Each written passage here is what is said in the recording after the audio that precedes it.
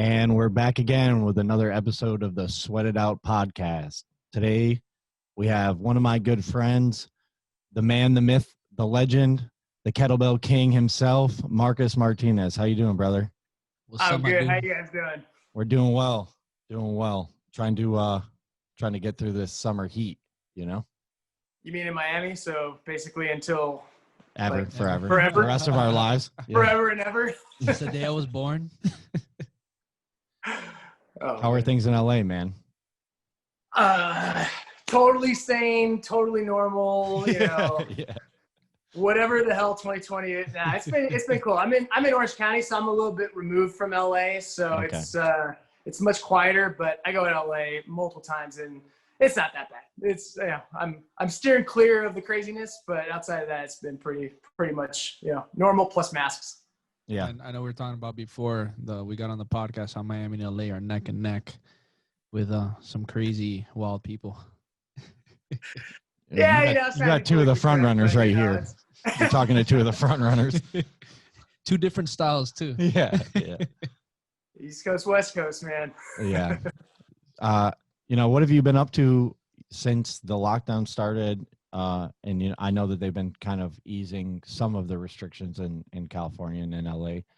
So what have you been up to lately? I know you've been training your ass off, doing a lot of stuff for Kettlebell Kings and living fit.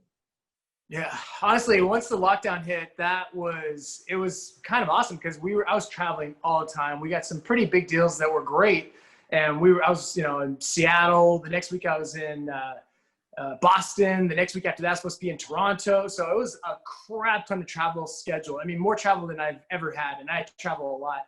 And then this all happened. It was like, oh shit, we're gonna just put the kibosh on all that. So we just kind of switched gears and really focused on programs, online programs, just as everybody else had. But we'd already obviously had everything set up for the last year and a half. So we were perfectly primed. So we got a couple launches out, started pushing some of the programs that we had already shot and just freaking crushed it. I mean, it was shocking how many people who didn't even give a crap about kettlebells were all of a sudden like, oh my God, kettlebells are worth their weight in gold. Can I give you my firstborn for a kettlebell? I'm like, no, I already got 3 kids. I don't want any more. But it was awesome. Like we really were able to just kind of hone in on that, on the message and what we're doing with Living Fit. And it gave me a shit ton of family time, which has been amazing too. So all in all, this has been a blessing in disguise, not to belittle it or downplay it for anyone who's been affected by it, but it's been awesome for us. So first of all, I got to say, you're probably the first person we had on here that come in off the bat said it's been awesome.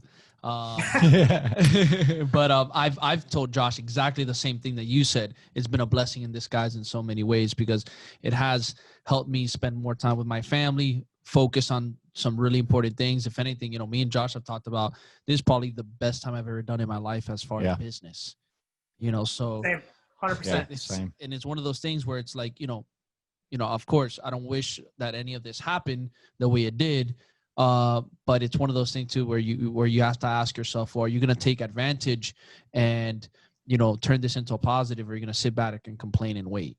So it really showed what was possible. Yeah. And if you focus and it also showed how much all of us, and like every single one of us is guilty of this.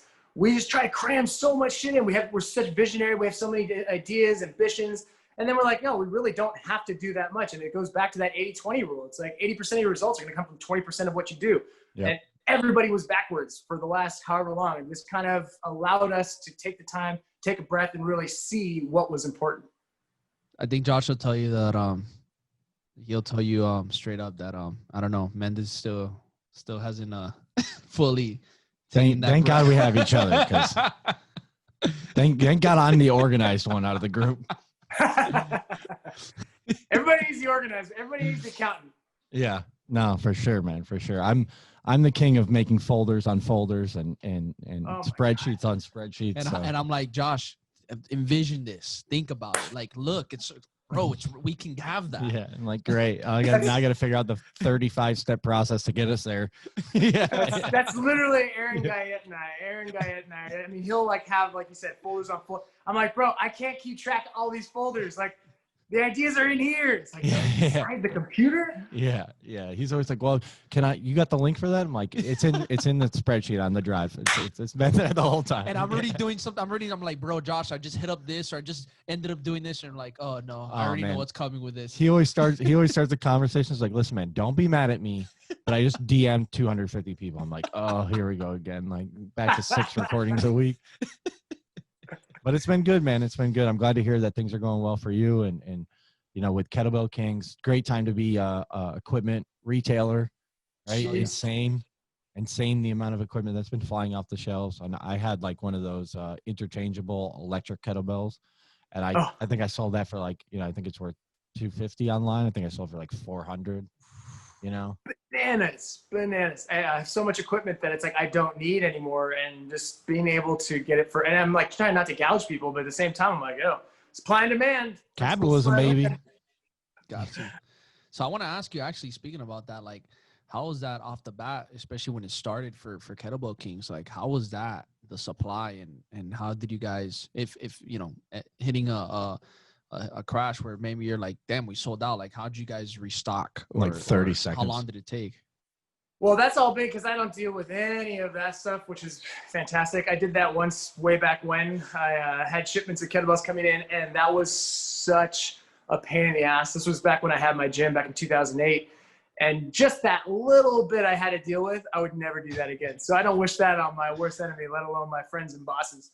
So it's been a struggle, definitely a struggle to keep things in stock and to make sure that, you know, trying to make everybody happy, knowing that you're not going to make anybody happy. And there's always going to be somebody that's going to be like, I ordered this, or I wanted this, and I tried to click and it didn't work. It's like, we've been doing our best. And so far we have a lot of happy people. You know, can't win them all, but it's definitely been a challenge.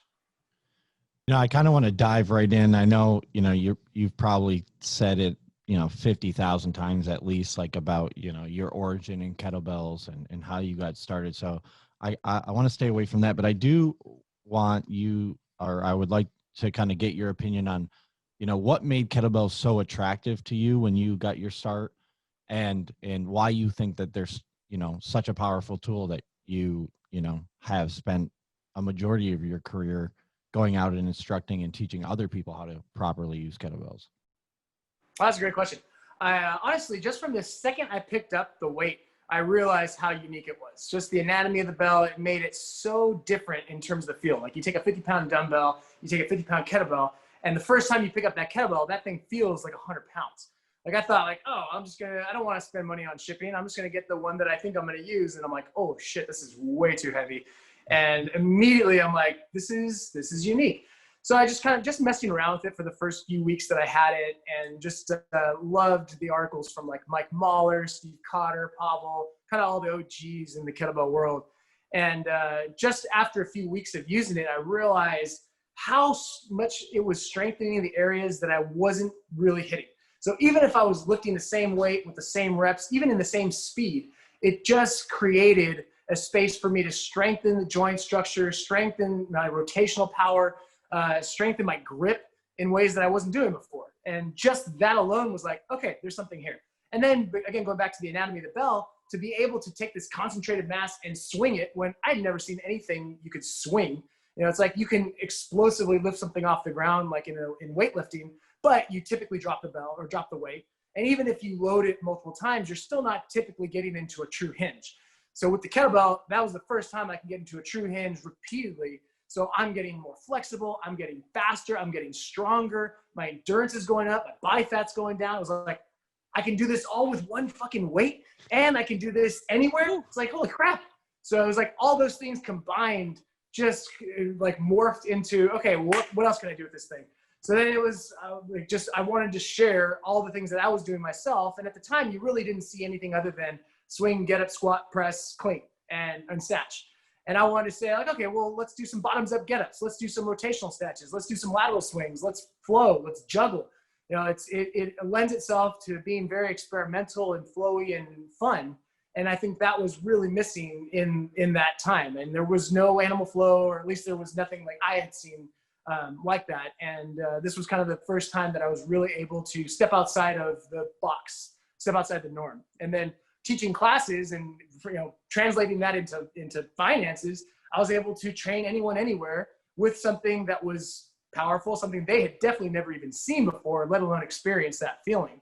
And that just catapulted into starting a gym based on kettlebell training, and then going on social media, showing what was possible. And it just kind of kept growing from there. I think both Josh and I can speak for Josh that we love using the kettlebell, and it's definitely a staple in the way we train for ourselves and what we do with our clients. Knowing the same way, like when you first picked up that kettlebell and you connected with it, what was your approach now, and what kind of advice can you give to all the listeners, especially the coaches out there who might be new to kettlebells or wanting to explore kettlebells? How was your first approach when it came to now changing your programming, that kettlebells now became a new thing in your life? If I were to give advice to stupid me back in the day, I would say, number one, go lighter. Don't be a hero. Number two, I would have said, find a coach, find someone who knows what they're doing so that I can learn the basics. And number three, I would say, walk before you run, crawl before you walk. There's just understanding the positions, just understanding those static, those isometric holds, just understanding the feel of the kettlebell before ever trying to do anything ballistic or explosive or flowy or, Instagrammy. And just that alone, and that's the way I taught kettlebells, was I went lighter. I did a lot more positional holds, static stuff, and that just crushed people. Because even the uniqueness of the tool, they were able to experience it without crushing them and killing them and trying to just put 1,000 swings or 10,000 swings into their program. Love it. Another question for you. What made you want to choose Kettlebell Kings? What was it that stuck out to you that you were like, man, this is the company that I need to associate myself with? It's right in the name. They're the king of kettlebells. You're talking to the Kettlebell King. Well, by the way, I have to stop you for a sec. I love the whole thing where you're saying, you gotta feel it, check out the different positions, and do all that. That applies to other things in life too. Absolutely.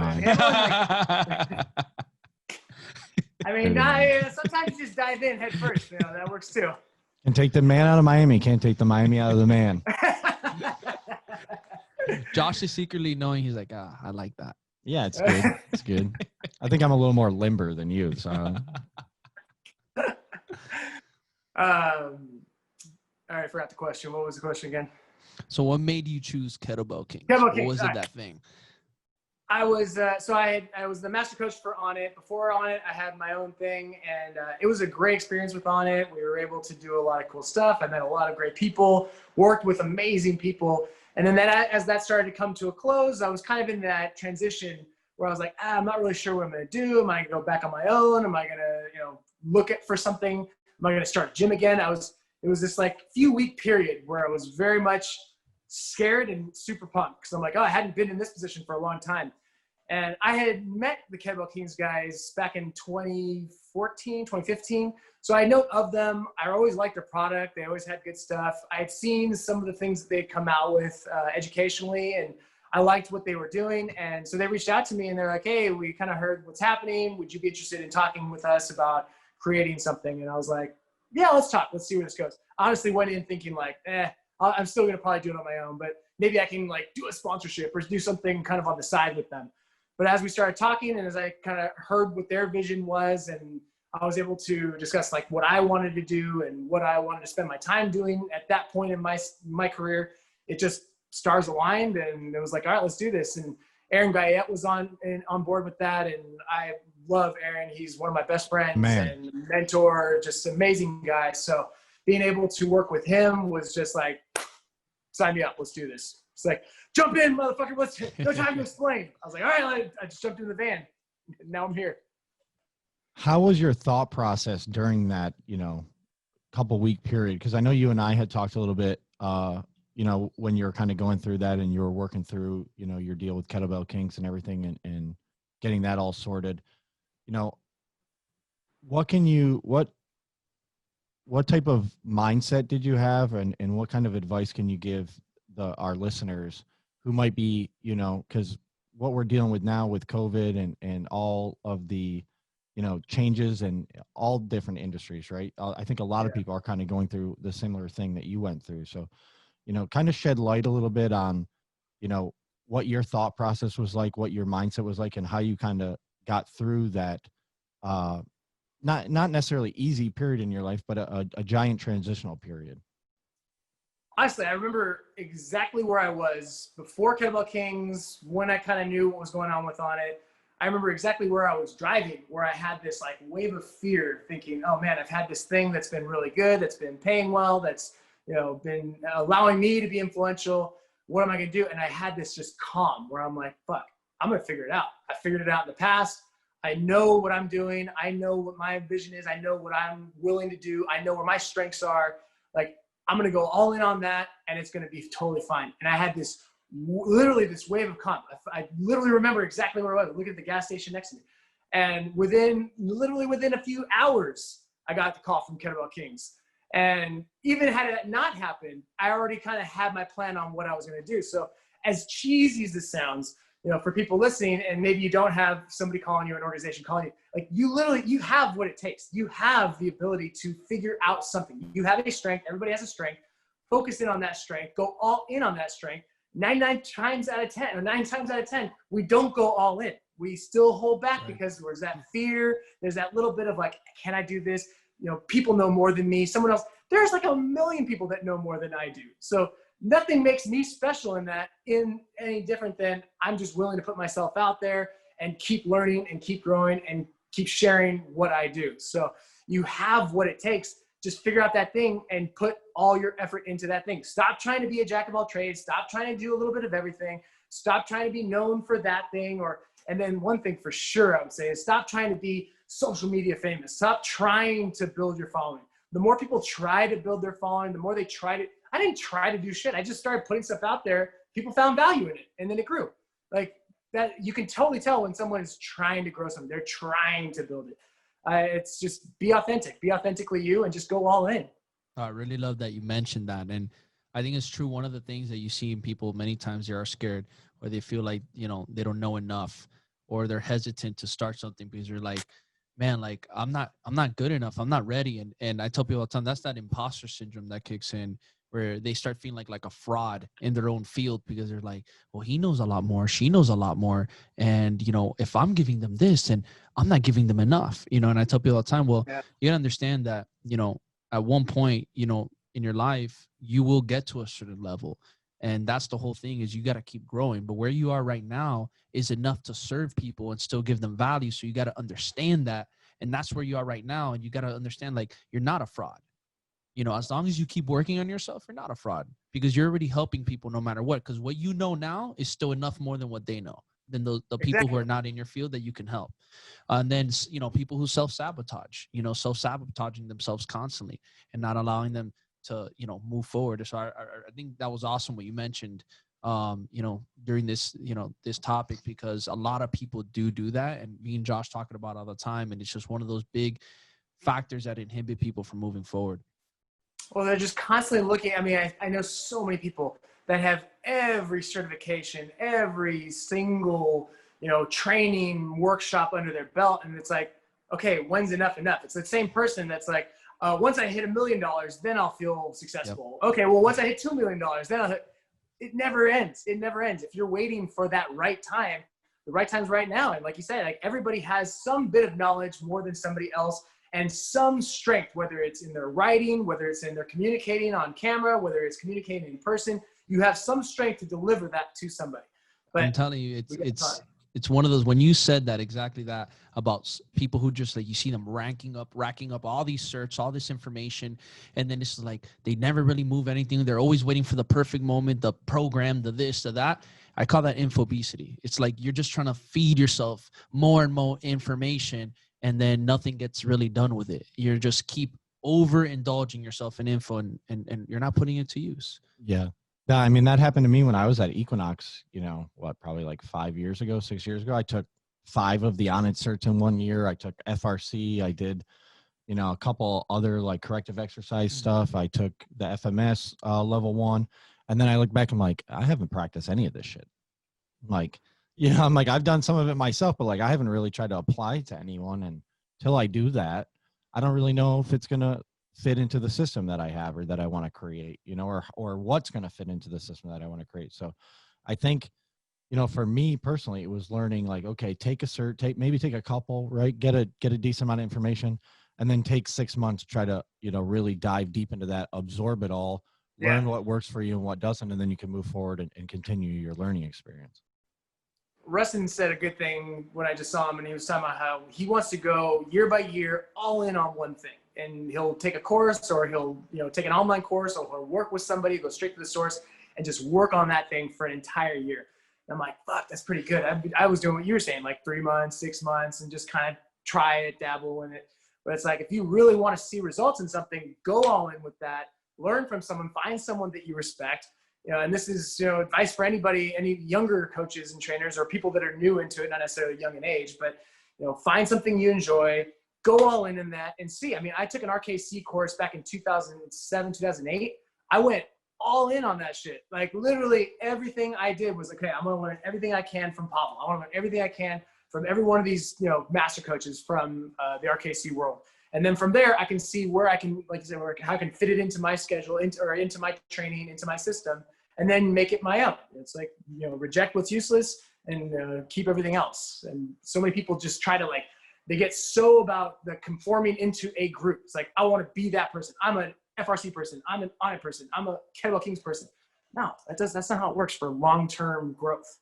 Yeah, for sure. And, you know, I got to give you a lot of credit, because it was a ton of your instruction, a ton of your cues that really opened doors for my clients to be able to easily use kettlebells compared to like just, you know, being adequate at it, right? Like really being able to master the clean, being able to master the swing, the snatch, you know, and then get into complexes and flows, which, you know, obviously everyone is big on right now, right? You see it all, you can't scroll through your Instagram feed without seeing people doing flows. Woo. You know, so Love-hate relationship sometimes. yeah, you know, and I always kind of steal this from you when I explain it to people. Is like, you know, it's a salt on the recipe, right? Like you can do a little flow. It doesn't have to be everything that you do, and you can get a lot of benefit from it, right? And then kind of get back into, you know, the basics that people like you and John Russin really hammer home into everyone, right? Those foundational movements. Yeah, that's the meat and potatoes, or the black bean burger and potatoes if you're a vegan. So. Yeah. I always forget that you're vegan. I always forget that. Actually, I can't say that I am anymore. I've added in some meat, but I'm like, wow, you're a traitor. You're a traitor, man. Well, They're gonna. well, if you come to This is why I Miami, fucking hate talking about it, because then it's like, oh, you're this. I'm like, no, Oh, you're a eat the way my vegan, body bro. feels good. You're a vegan, bro. Like just salads all the time. You eat celery. Oh, do you see grass? Yeah, fucking love grass. Yeah. Put a little seasoning salt on that. It's good. Well, you're in California, so the grass out there is pretty good for. It's pretty green out here. It's pretty luscious. Yeah. well, if you come to Miami, you know you can't, you know, leave without eating the Cuban food. So. Oh, I'm half Cuban, so of course I have to. Oh man, here we go. We were Can't- talking about I can't babies not have before. Now you're talking about the Cuban thing. He's never gonna get off of that. That's the Cuban way, man. But this is the thing. You're in Miami, so everybody's fucking Cuban. Here in California, like Everyone's nobody's Mexican. Cuban. So when I connect with someone who's Cuban, I mean, we're literally like, holy shit, like it goes crazy. I go to Miami and I do that, and they're like, oh, cool. Yeah, all right, great. Yeah, all right, great. Join the 1.5 million Cubans here. Welcome to the club. Oh, man. Yo, brother, I gotta ask you, doing everything that you've done, all the amazing things you've done in your career and with the kettlebell, what are some new things that you're trying out right now with the kettlebell? What are some of those things that, you know, if you can share with them, or if you can't, great, but what are some of those things that maybe you can't share with us that you want to tell the audience today? All your secrets. So new stuff specifically with the kettlebell? Or anything that you're doing in general with a kettlebell that, you know, maybe people haven't seen, or things that you're trying out for yourself, maybe new movements, maybe anything in general with a kettlebell. Honestly, not. I mean, if anything, I'm kind of going back to basics. You know, I'm still adding in the flows and everything in very limited quantities. I'm trying to get my goal is to get heavier on the flows, because one of the things that I appreciate, but I see there's a very limited physical kind of benefit to it, is people who are flowing with like super, super light weights, and they're doing, you know, quadruple flips, and they're doing all this stuff. It's like, okay, it's basically like weighted juggling. Like you can get heavier weights in juggling. So there's definitely some benefit to it. but I want to see like, 48K flips and crazy old, like, 1950s Russian circus man flips, like shit like that. So I'm really looking at that. And then I'm kind of dabbling into how I can incorporate kettlebells into a more kind of bodybuilding approach, because that's something that's interesting to me. I've never been into bodybuilding as a bodybuilder, but I'm always intrigued by it. I love pumping iron. I loved all the stuff that you see out there. I've just never been interested in it for myself. But how can I, bridge the gap for people? Because I feel like there's two different camps. There's people that are like, oh yeah, kettlebells are fucking amazing, and then kettlebells are the lamest things on the planet, and they're stupid, and they're for conditioning only. Okay, well, how can we bridge the gap so that way there can be kettlebells in both? And it's starting to happen a little bit more and more, but when I first started, it was like black and white. So just trying to find ways that I can help bring it to light to the more conventional. I mean, from the second I started, you talk about vision boards and all that kind of stuff, where I thought that was all cheesy, but I put on my vision board back in 2006. I'd be traveling the world teaching workshops. I would be showing the mainstream audience what's possible with the kettlebell. I would be 100% in the fitness world. I would be making money in the fitness world. I would be all these things, and they've all come together. And one of those is, let's make kettlebells mainstream, and not just because, we've done a couple movements really well. It's like, let's infiltrate everything we're doing in training. Well, that'd be very interesting. You'll be creating a new market there for yourself too. I see you've been hitting those curls in the Instagram stories. Oh, hell yeah. You trying to catch up to Russin, huh? Trying to catch up to John, huh? I think we all are. That motherfucker. God, I don't understand. It looks. It's crazy, but that's all right. You might have him beat in the calf game though, so that's really all that matters. What looks good, from the short line down. Hey, look, when you come out with that program, you for sure got to push it in Miami. Oh, the bodybuilder kettlebell program, they'd kill it down here. They'd kill it down here. It's funny, like, as much as people, and this is why I laugh, because everybody in the functional fitness world, they try to give me the bullshit about like, oh, I care about physical, or I care about how my body works. I don't care about the looks. It's about, fuck you. If you're into fitness in any way, shape, or form, you care about maybe your standard is different than somebody else, but you still care about what your body looks like. That's ridiculous to say otherwise. Yeah, I get sad sometimes just looking in the mirror like, Jesus Christ, you ate that whole bag of popcorn last night, you fat fuck. Like, we need some good old fat shaming. Bring it back. Yeah, for sure. And candy, don't forget your candy.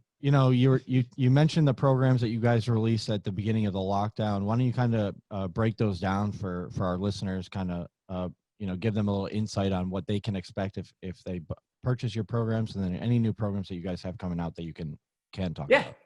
The main program that we started with was Kettlebell Origins, and it was just a very basic, back to fundamentals type of program where you just need a couple heavy bells, different size bells, and basic movements. Very, very little rotational stuff, a lot of body weight stuff, swings, cleans, presses. And it was funny because in my training, I do fundamental stuff, but I hadn't done just a full program of that. It was probably one of my favorite programs. I saw great results. I got stronger on that. It just felt really good. And then I added in a little bit of flow on my own on that, but that was Kettlebell Origins. Then it came out with Double Gains, which was a double kettlebell program that was very intense, fast-paced, rotational work, a lot of volume, getting into that kind of pump.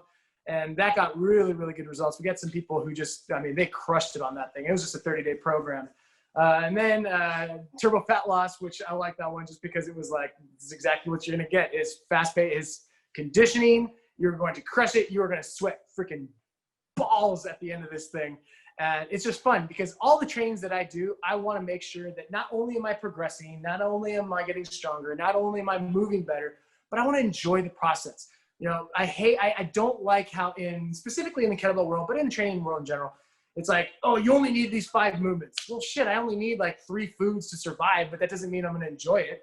I want to add enough variety that's going to lift me up physically, mentally, keep my training fresh, keep me enjoying my training, but doesn't take away from my progress. So I always try to add in enough variety in every one of my programs so you don't get bored, you enjoy the process, but you see yourself getting stronger week to week.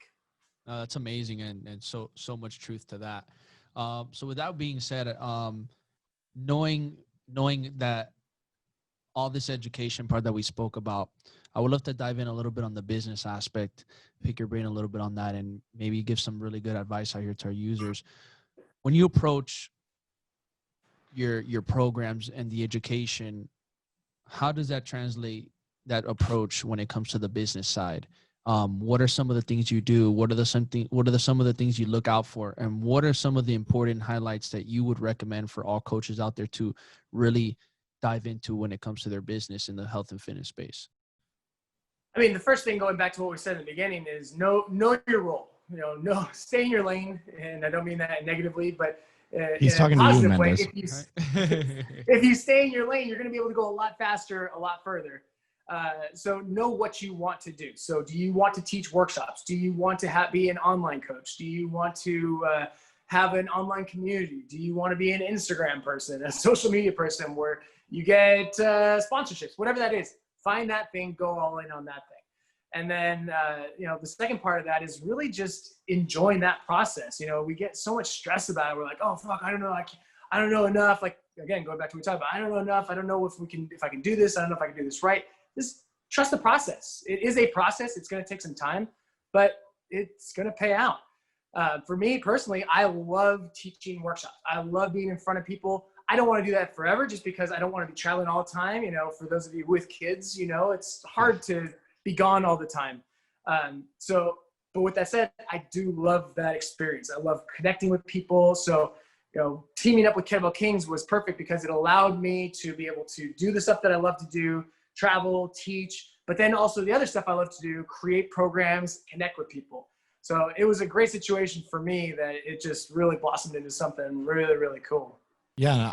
I've taken probably like 5 of your certs and workshops, and you're by far my favorite instructor, mainly because you do make it so personal, right? You do really engage with people. I see, I've been to hundreds of workshops and certifications over my career, and half the time I just see like, okay, well, we're going to take a break. Perfect. And then you just see the instructor like jotting down notes or like on their phone, right? You're asking people and joking around with them and, getting to know them on a personal level, finding out what their real experiences with kettlebells, any questions they have, and then boom, right back into the content. So I think anyone who does want to get into presentational speaking, should take a couple of your workshops and really pay attention to the way that you go about, being a professional, being an instructor, really caring about what people take away from these things instead of just collecting a check. Not only that, but you forgot to mention he has the Cuban sauce inside of him. I told you, man, it's never going to stop. I mean, it's why Miami, it just all comes out. No, it's funny because I absolutely hated public speaking. Like, I got so nervous public speaking in up and through college. I fucking hated it. Absolutely hated it. And now to the point where I love it. Like, I crave it. I even still get those same kind of nerves kind of come up. So I guess going back to like what other advice I would give to people is lean into the shit that scares you. Lean into the things that make you just like feel really uncomfortable. Like, that's probably, and again, not to get all cheesy, but like that's probably going to be the path that's going to not only yield you the best results, but give you the most enjoyment in life. Because that's given me more than I ever would have thought, and I never would have thought that that's the thing I would have done. That's why I lean into Josh all the time. He's always making me feel uncomfortable. Plus, my cologne really smells good. So that's teamwork right there. Yeah, right? Safety first and then teamwork. Safety first and teamwork. Always, always, always. So, brother, dude, everything you're sharing is amazing. First of all, it's amazing. I want to ask you now on the social media side, because I know you do a great job with that as well. What was your first take on that when social media entered your life, and what was your first thought process when you first entered it and how you were going to approach it? I mean, my first experience with social media was YouTube back in 2009, and there was no kettlebell workouts. There was nothing online. There was a couple like pirated Pavel videos that you would find. Other than that, it was nothing. And so my first business partner really did a good job of pushing me on that and filming and editing. Because again, another thing I thought I would never do and I hated was being on camera. Fucking hated it. That was me too. Just started putting stuff out there and growing with that and developing a following through YouTube. And then, obviously through Facebook. And then when Instagram started, I was totally that mindset, like, fuck, another system? Like, I don't want to do anything else. I'm already on this thing. I don't want to do anything else. But I just started putting stuff out there. And then same thing, just what do I like? What do I enjoy? And then there's going to be someone out there like me that will find value in this. You know, it was people focused so much on what's going to do well, what's going to sell, what are people going to be attracted to? It's like, fuck that. I'm just going to do the things that I like and that I know that I'm fairly good at, and someone will find value in it. And then when I started Kettlebell Exercises, it was literally on a whim. I was walking in from the gym through to my car, and I was like, you know what? Because I had this website, the subscriber site. I was like, nobody's logging into it. It was built for my clients. Like, nobody's logging into it. I'll just start like an Instagram. So that way I have an easy way to get people to just look at the exercises. And I just started Kettlebell Exercises right there and just started posting. And I was doing, you know, a couple angles, making it look pretty nice in the beginning. Within a week, I had 1,000 people. I'm like, well, all right. And it just turned into this. No, I agree. Like it just everything you talked about and how you were saying, like putting your energy into that thing, focusing on that thing. And, you know, it's obvious you can tell that, you know, when we hear your name and we see what you're doing, you already know what you're going to get. And it's just like, it really stands out. And then I was laughing in my head when you were saying about like, man, the new social media platform that just came out, or that new one, oh shit, I got to get on it. It's like now, I think me and Josh were talking a little bit. It's like now when with the whole TikTok thing, everybody on TikTok. And then I'm laughing because you're hearing some of the people have like gotten their feet wet a little bit with it. And then you hear about the banning of TikTok, and everybody's like, they're like, oh, thank God I don't have to get on TikTok anymore. They're like, I could just stick to Instagram. Yeah, you got to love Zuckerberg just being like, oh, you're going to ban that? Perfect. We're going to take it over. Yeah, I know. Yeah. Oh, we don't have to give you $200 million to buy your company? Perfect. No, We're just going to make our own. Instagram Reels. Yeah. There we go. Yeah, unreal. Crazy. We always tell a story. Everyone who's listened to the podcast has probably heard it 100 times already. But I remember when I started with Equinox back in like 2015, he worked at the gym in Coral Gables, and I was one on South Beach. And I would go down there to like work out and take some of the educational classes.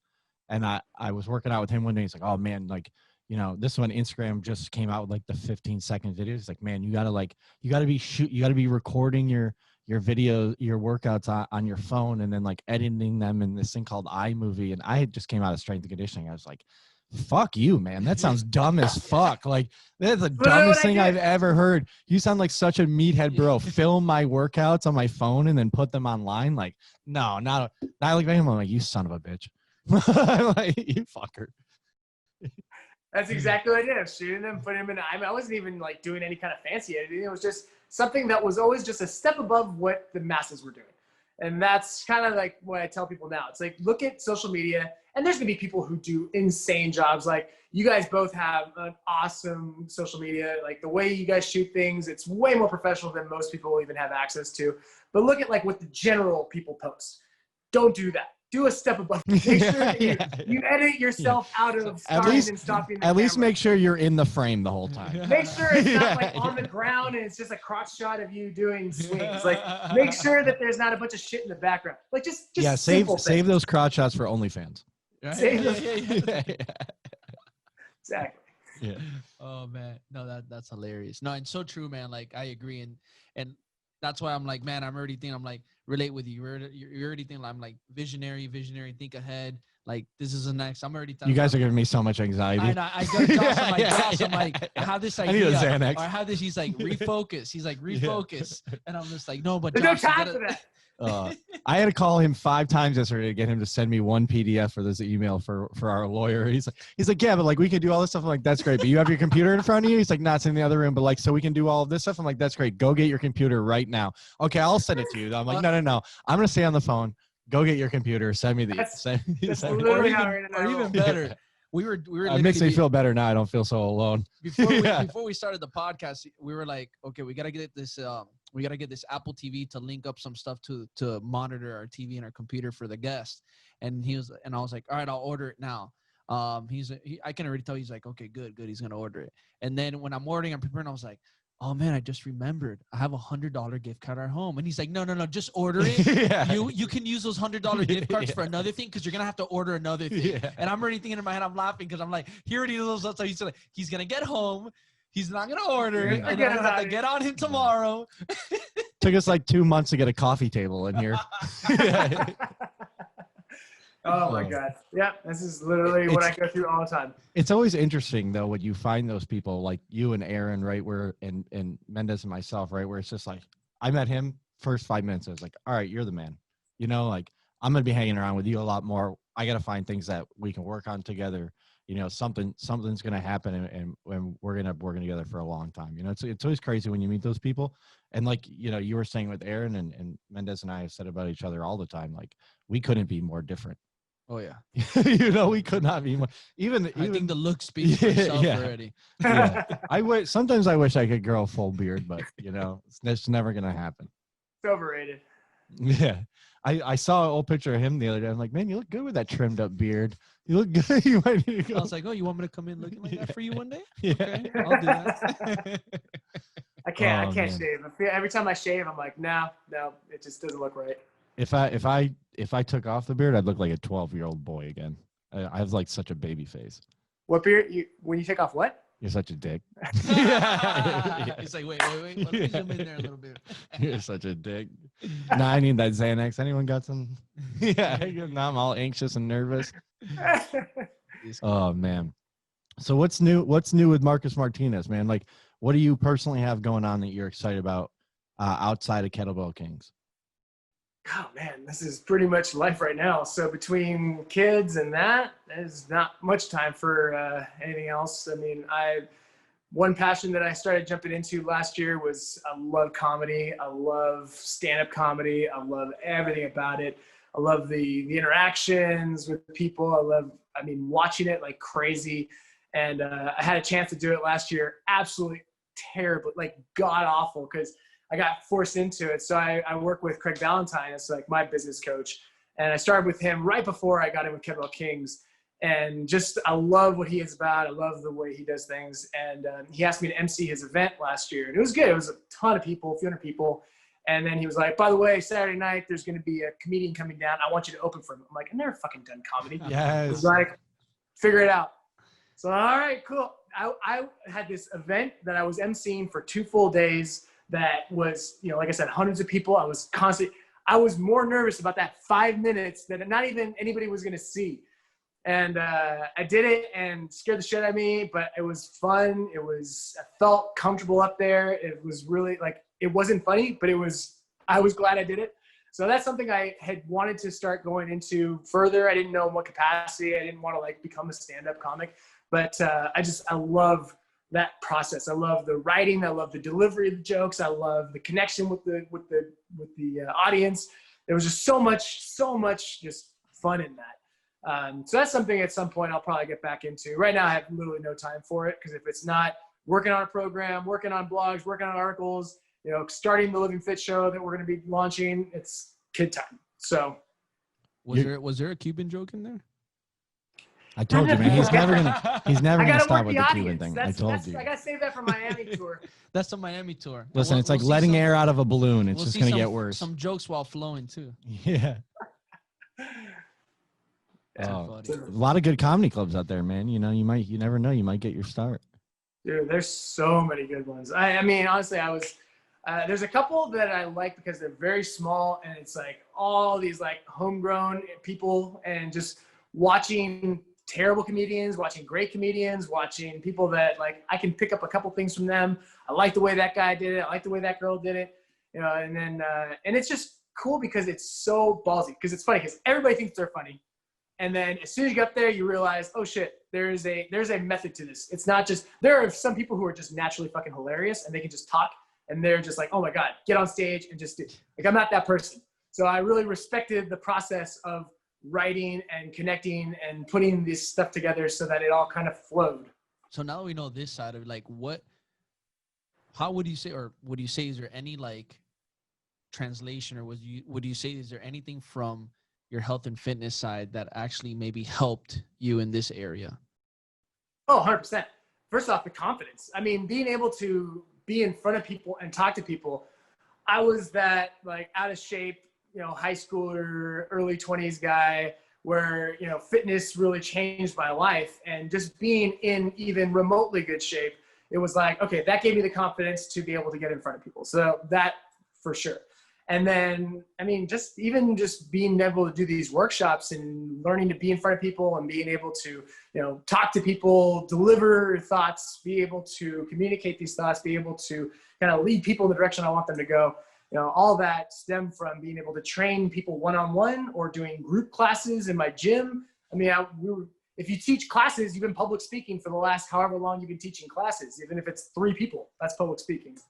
I got to try to find someone at Netflix so we can get you a little three special deal or something, man. How crazy is it now? Like, I feel like there was a time where it was only like big name people. Now it's like, and only on HBO. It's like only HBO, and now Netflix is really like booming. And they do. I love it. The production work is great. What's your comedian name? I just go. I have a fucking awesome name, Marcus Martinez. That's perfect. Yeah, Eminem. Yeah, it's great. Rolls right off the tongue. Rolls right off the tongue. It's very ethnic right now, which is totally in, so it works. Kind of touching on the production side of things, getting back to Kettlebell Kings and what you've been doing with the programs that you've been building out. What do's and don'ts do you have for people that are either shooting their own content now? And I know we kind of touched upon it about like framing everything and making sure that you get good angles, but anything that people wouldn't normally think about that you found has really worked for you guys, especially now that you're really between On It and with Kettlebell Kings now, like really running the show with the production side of things and not just being the face of like the person working out. Any do's and don'ts that you have for the people? When it comes to program, I mean, even just the program design, I feel like I see 2 camps. I see people that try to throw everything in a sink, or they do like so little, it's not going to actually elicit any kind of change. So first off, be specific. Like, what do you want to accomplish with this program? Make sure it's results-based. That's the other problem, I think, is people don't test their things out. They put things that look good on paper. How many times have you seen coaches who put a workout together and then they teach that workout in class and it's like, the fuck? I do it all the time. I do it all the time. Because you know what you're doing. How many people don't know what they're doing, and they're putting these workouts together that there's no way this is going to be sustainable. There's no, like, 45 seconds of plyos. The fuck? What are you doing? It's all or nothing. So find that middle ground, practice it, do it yourself, test it yourself. Not enough people are testing the programs on themselves to see if they actually elicit the change that they're saying that it will.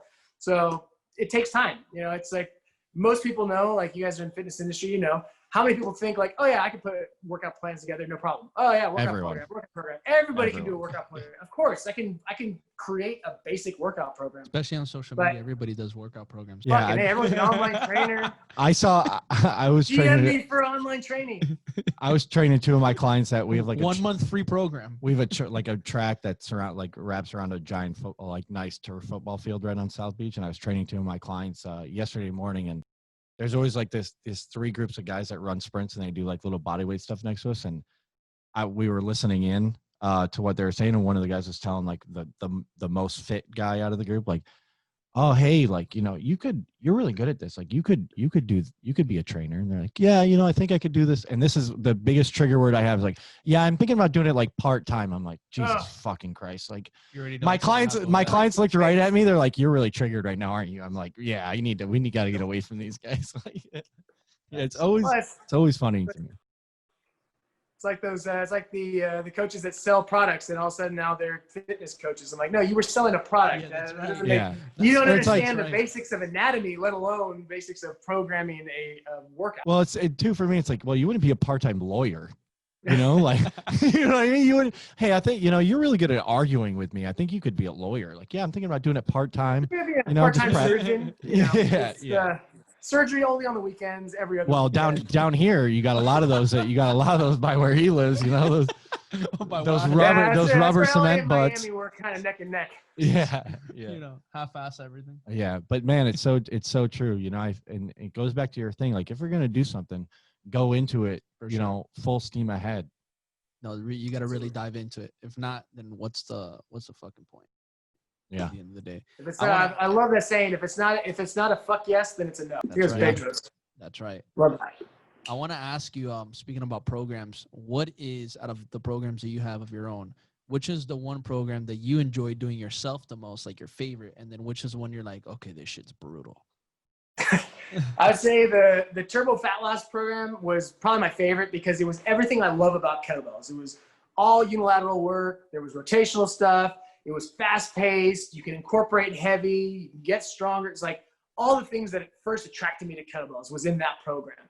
And then the one I absolutely just, every time I say I'm going to start and I do like a day and I'm like, fuck me, is that double gains one. Because as soon as I start doing high rep double kettlebell work, I just want to shoot myself in the head. It is going to give you the best results, but holy crap, is it going to crush you in the process. Yeah, any double ball work is brutal, man. It's brutal. Complexes, rotational work, double. I mean, I have no words for it. That's how bad it is. Yeah, I started getting one of my female clients, you know, she's been working with me for a couple of years. We've been really hammering the foundations. I started adding a lot more complexes in there. She's like, fuck, these are so hard.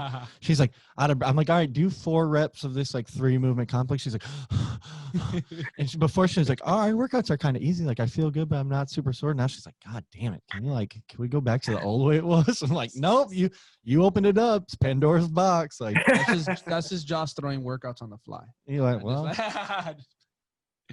oh man, dude, I gotta ask you another question. What is the one program that you always suggest people to start with you first when they see your page or when they get introduced to you? If someone's like new to kettlebells, that's why I came out with the Kettlebell Origins plan, because it's very much like, it is perfect for beginners. I love we got such good feedback from that, from people who knew kettlebells and who didn't know kettlebells. There was a few people that were like, this is too slow. This is too, I'm like, first of all, I've seen your form on social media. You need to scale way back on your weight. You need to get your fucking technique in order before you start complaining about anything. But that was like one of my favorite programs, because it was perfect for beginners, great for people who just kind of need a back to basic start. I like Pavel's programs. Sorry, my bad. There we go. Nice bicep though. I like, Pavel's programs. They were great programs. For me personally, it was a little too simplistic, and it was just too 1 or 2 movements. Great for some people. Great if you really want to get good at kettlebells. But when I realized training clients, nobody really gives a shit about it unless they are a kettlebell fan. If they're not a kettlebell fan, then they need some variety. So yeah, I would say the Kettlebell Origins, because gotta self-promote. That was probably that's my go-to when people are like, what do I do next? Go do that. I mean, that's what I've really enjoyed about everything that you've taught since you and I have met, is that no matter what it is, you find a way to keep it interesting. You find a way to keep people engaged and keep them entertained, man. And, you're a prime example of who I point people to when they're just starting in the industry and they have, well, who do you think I should follow, or who do you think that I should go learn from? You're one of the first people I always send them to, because the quality is always there. You're very professional, you're very knowledgeable, and overall, you're one of the best people that I know for sure in the fitness industry and in general. So I know we're almost at an hour, man. I want to say, thank you. Thank you for coming on. Thank you for showing us your biceps. Where can, but I'll give it to him.